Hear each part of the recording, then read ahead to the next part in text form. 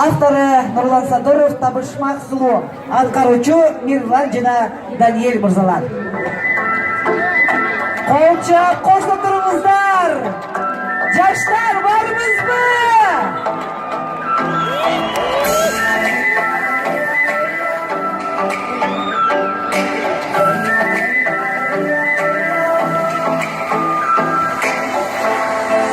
Табышмақсыңды, танышсақ сұлу, тілегім жауыз, танышсақ сұлу, дәреген кезде сұраған жанмын, түнін өттім, сен ойлап алдым, күлкін, сөйкін, көзгөтче ұғылар, күнін сөйіп, бір саға сұңылар, жүрікті чемірар, жүргінің başkaca, çoğunlukta koyular, sen de gezin, dönüyorum buradan, korkunun sungar, gözlerim parlar, böyle güzel.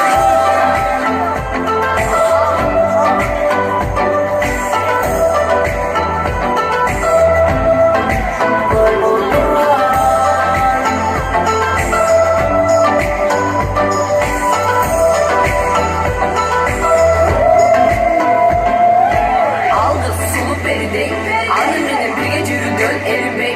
Yürügümdün bölügümdün bölöktegindey. Bir bolup buz ayrılıda biz Cengil bey.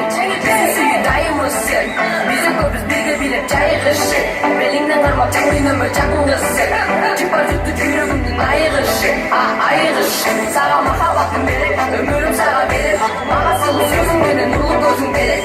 Ölümden aç için al, alız katıp berek.